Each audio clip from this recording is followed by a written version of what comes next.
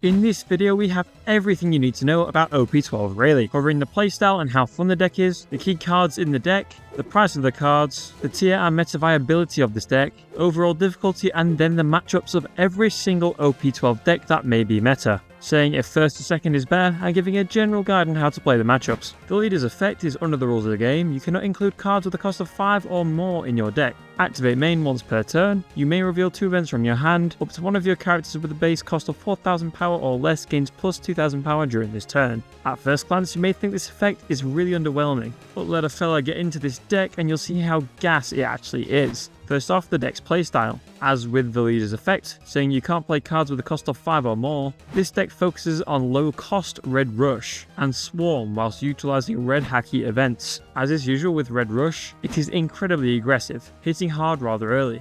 As with this leader's effect, you run a lot of events, so revealing these from hand gives a free 2k buff to one of your character cards, so you can hit hard early with cards such as 1 cost Buggy, your Searcher cards, 3 cost Sanji and the new Luffy. The playstyle of this deck is incredibly fun, and unlike the pre-existing Red Rush, this deck is more intricate and harder to play, and is the deck I'm going to main as Rayleigh is also my favourite character. For the playstyle and how fun the deck is, I'm giving this deck 5 stars. It is such a fun and unique deck. For the key cards, here is a generic Rayleigh deck list. This one got first place in a recent Japanese 3v3 tournament post starter deck release. So we have the leader, a rather important card I'd say, the 1 cost Nami, as this deck runs a lot of Straw Hat cards being 2 cost Sanji, 3 cost Zoro, 3 cost Sanji, 4 cost Luffy, and also runs Mulgun, often having a good number of targets. The Shakuyaku Searcher being able to search for the red events, and a Luffy is yet another great utility card. Thing is, even in this deck, searchers can be 5k swings with just 1 Don investment, so they are really important.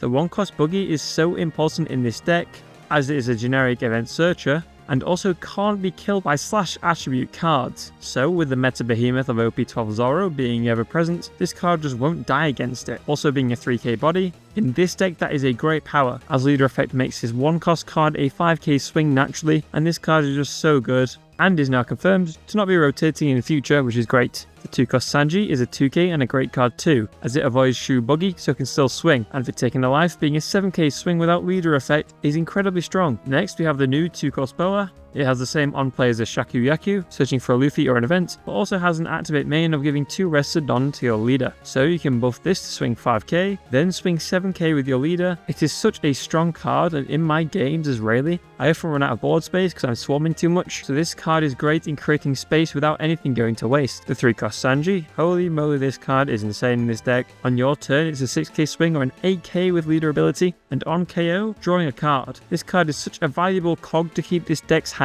ticking, being a big swing and regenerating the hand on death. The 3 cost Sorry is just a Straw Hat Rush body, so it's searchable and hits big.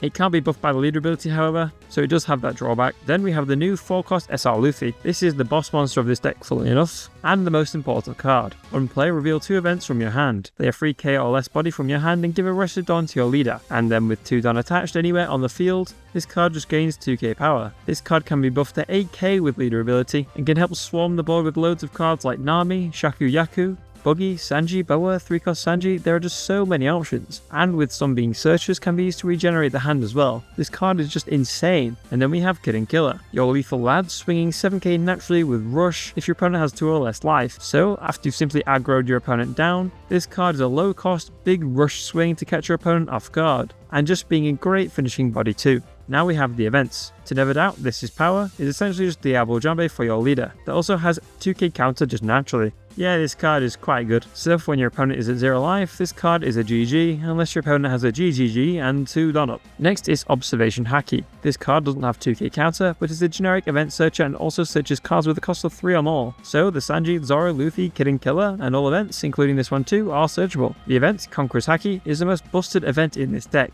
It is a 2k counter without any investment, but if you rest 1 Don, you give every card on your opponent's board minus 1k power. So if your opponent has 5 characters on board, you essentially give minus 6k across the board. Actually a ridiculous card for just a 1-don investment, and just makes me smile every time I see it. Next is Armament Hockey, probably the event with the least utility in the deck, but is a 2k so it doesn't really matter too much. The effect is touching an active don and giving a card 1k power, so it turns 1 don into 2 essentially, so if you're going for game, this card is just a little boost to help you achieve it. Lastly is Mulgun, just a 4-cost event to help deal with removing your opponent's bodies. Most importantly, an 8-cost kid, giving it minus 5k power and then killing a Rosinante blocker in that case, and also can just straight up kill a Sanji Pudding, so it was a great card to include. As for the price of this deck, let's go by each card. The 1-cost Nami is cheap, as it has been reprinted countless times. The Shakuyaku is an OP12 rare, so will be cheap when it comes out. The 1-cost Boogie is out now, and it is incredibly cheap, so if you plan to play this deck, try your best to pick up the card now. The 2-cost Sanji is around £1 each, so relatively cheap for an OP01 card. The 2-cost Boa is an OP12 SR. We don't have prices yet as it's not come out, but I see this card being around 1 to 2 quid when prices settle 1 to 2 weeks after the set comes out.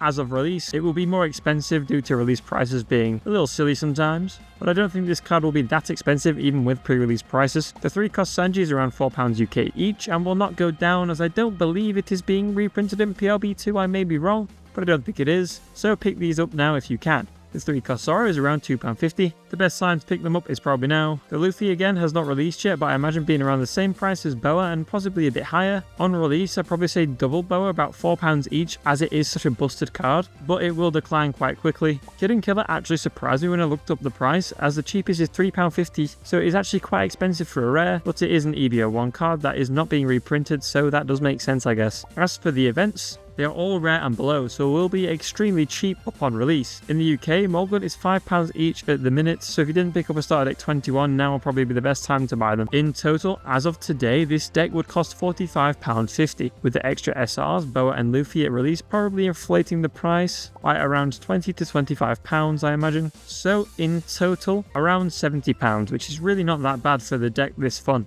For the tier and meta viability, Rayleigh in Japan has been a very strong deck. The release of the starter decks and the inclusion of Buggy has harmed the deck's viability very slightly, but here in the West, less people will be on Buggy come OP12, as people probably would have already got their fun out of it, and also Zoro will exist, which just murders Buggy. With Blue Purple Luffy and Zoro being S tier for reference, Rayleigh has proven to be a very solid A tier deck. I would imagine this will be the same in the West, so if you want to play this deck, it does have good meta viability too. And as for the difficulty to play, this deck is more complex than the standard Red Zoro or starter deck 21 Luffy Red Rush, which I would probably say are the most simple decks in the game, but the game plan of simply just rushing your opponent down doesn't really change. The way you do it and the mechanics are the complex parts, but from playing this deck from a couple times, you do start to get the hang of it. Overall, I'd say this deck is the most complex Red Rush deck, but still is not as complex as other decks such as Green Yellow Law or Teach or anything like that. Overall, I'd probably say about a 3 out of 5 stars of difficulty. As for matchups, we will go by each leader. For Blue Purple Luffy, it is unfavoured, but not by much at all really. First has a win rate of 42%, and going second is ideal, with an almost 50-50 matchup into Blue Purple more or less. The idea is get your 4-cost Luffy and 3-cost Sanji out as soon as possible, and just aggro him down before 9 Mom drops. As when Blue Purple heals and can use Gum Gum Giant, it is far harder to finish him off. And on your 2-don turn as well, you can play the 2-cost Sanji, so when you play the 4-cost Luffy, you'll be able to swing big early. Green Zoro. This matchup is actually favoured with a first win rate of 60% and a second win rate of 57%. You create so many bodies each turn, so swing it into 1 per turn with Zoro leader. Early will clear out some bodies, but genuinely not by much. Just being able to hit hard so early and utilising the 1-cost Buggy Searcher will pretty much never die, as it can't be killed by slash attribute characters. So get your Buggies out, get your Luffys out, and swing for the fields. Green Bonnie. This matchup is going to be one of the harder ones, with a going first win rate of 30% and second of 40%. So if you win dice roll, 100% go second and do not think anything else. Bonnie is a hard matchup as she can rest your guys with leader ability and stun them all with cards like Carrot, so Bonnie is pretty much safe from your early aggression. Going second ensures the 4-cost Luffy getting down as early as possible, and this matchup late game is very hard too, as cards like 8-cost Kid exist, so Mulgun is pretty essential for that, And Hody Jones resting a Don you have up for Conqueror's Haki is awful too. So do what you can, aggro as much as humanly possible and go second. Green Purple Luffy. Going first win rate of 46% and second of 60%. So go second. Going second is ideal for GP2, so stealing that would be able to get your own 4-cost Luffy down to aggro early is why going second is hugely beneficial here, as their 3-Don turn really doesn't do too much at all against you, and they won't be able to swing into your bodies as much when they go first, as the curve of Nami plus staged in Zoro Juro is disrupted. So go second and ball out. Enel, pretty much your hardest matchup, for Rayleigh going first has a 16% win rate and going second has 23% win rate. Enel is a leader immune to aggro pretty much, as his leader ability allows him to heal naturally, and with cards such as Gadatsu and Nami being able to kill more or less every single body you put down early game, there is pretty much nothing you can do to stop that. 9-cost Yamato later on will be able to kill your guys too, and we aren't even mentioning Enel's triggers possibly cooking you as well. Best thing to do is just avoid this matchup if you can, but if you find yourself in a pickle, go second and pray to whichever god you follow that the Enel draws utter dog shite. Yellow Kid. Here we have a going first win rate of 31% and a going second of 42%. Another yellow unfavoured matchup. Kid's curve is second and so is ours, so going second is crucial here. The game plan of 4-cost Luffy, the 3-cost Sanji remains here. Just splits the board and go face, as Kid really just plays one body a turn. Swarming bodies so they can't keep up, and going wide here is ideal, as unlike Enel, Kid can't naturally heal with leader ability. Even though this is still a losing matchup, whichever way you put it, this is the best way to play it. Shanks. Going first, Rayleigh's win rate is 38% and going second is 53%. Going second for Shanks ensures protection through Lucky Root, which is the most important card for Shanks into aggro, and also takes Rayleigh off his curve. As the ancient scriptures say, Rayleigh's going second curve ensures a 4-cost Luffy into a 3-cost Sanji, which is the perfect start. Late game, Shanks does more control with Ben Beckman and 7-cost Newgate providing removal, and the 10-cost Shanks basically being a GG for us. Red-Green Smoker. The matchup is Rayleigh favoured, going first being 60% and second 66%.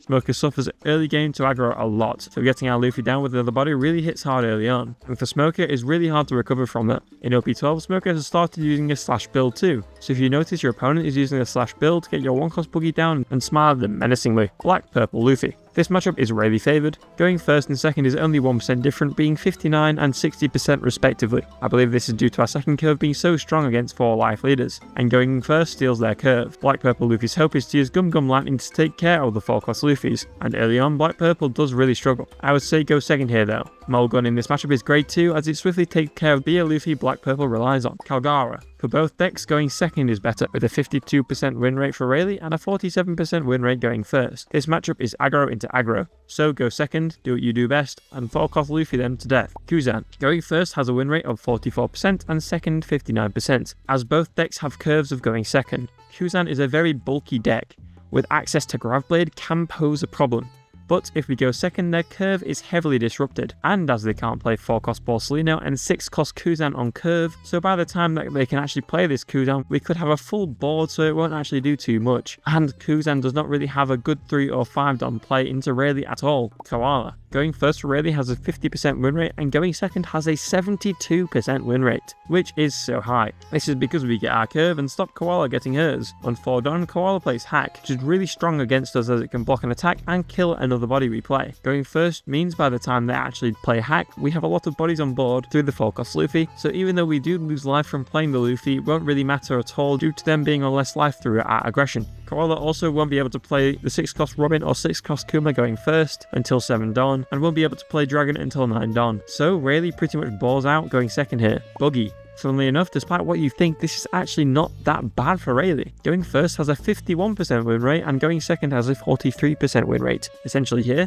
Buggy wants to play Shoe Buggy, so we just whittle their life down with lower cost bodies such as the 2-cost Sanji, 2-cost Boa and 1-cost Searchers. Getting the Buggy to 0 life is the most important thing here, as we can unblockable attack them to death. The game plan boils down to go first to steal their curve and kill them with the 2-cost and lower bodies. If your low cost has a lot of Buggy, it may be worth considering using the OP1 2-cost Luffy, as this guy can naturally get to 5k power through Rested Dawn and will not be stopped by Shoe Buggy. Green Yellow Law. 68% win rate going first and 64 second. Green Yellow Law is incredibly fragile as it takes life to go wide, but with Rayleigh's leader ability hitting mega hard early, Green Yellow Law will struggle to stay alive. In short, play a Luffy and go wide, as Law will struggle to deal with this wide aggro. Green Yellow Yamato. Going first and second is about 64% winning, meaning it pretty much doesn't matter. Yamato is another aggro deck, but our ability to go wide is too much for Yamato as it will struggle incredibly badly for deleting our bodies. So essentially go as wide as you can, and you don't have to counter out early, just make sure you don't get banished. Blue Purple Sanji. Going first is 59% and second 66%. Sanji's game plan is filling in the trash with events to buff the 3-cost Sanji and 4-cost Reiju, where he will be able to hit hard late game and block with the 7k Reiju body early game. Our game plan is just killing them ASAP, and going wide is really hard to deal with for Sanji, going first especially, as you won't be able to get the Reiju out in time. For Sanji, they just must focus on getting Gungam Jet Culverine or Booth Blast to bot deck or bounce our bodies, but our relentless aggro is too much to deal with in the long run. Teach. Going first is 54% and second is 61%. As in this matchup, it is unlikely we will have on plays, so just getting out any bodies will do the trick and hit him as much as we can, and because we can hit really hard with low cost bodies, Teach will struggle to remove everything we play, and therefore we will have a winning matchup. Finally, Blue Yellow Nami, where going first is a 45% win rate and going second is 47%. These aren't winning, as Nami's leader ability allows her to become a 7k on our turn really does ache as we play lower cost guys, so reaching their leader is the issue. Despite that, the 4-cost Luffy and 3-cost Sanji again here are key, as they can reach the 7k base stat line easier than any other card. The aim here is first attack to be 7k, forcing them to discard 2 cards to counter, and then hitting them 7k, whittling their hand down as much as possible through our wide board. And lastly, for the mirror. Going first has a win rate of 47.8% and second 52.2%. There is really not that much difference between the two, and that's because you're both really doing the same thing. Going first, you get to attack first, and with your leader ability, you actually probably can hit with your 1-cost body too. Going second, it's just get your Luffy out, get your Sanji out, and ball from then on. In this matchup, it is crucial to actually clear each other's bodies, because in a matchup where you're going wide and your opponent has characters that are as low as yours, ensuring that they die is crucial to winning. But essentially, it's just an aggro matchup again. And that is it. That is the full Rayleigh guide. If you want to see any Rayleigh gameplay or any other deck profile, please let me know. Thank you very much.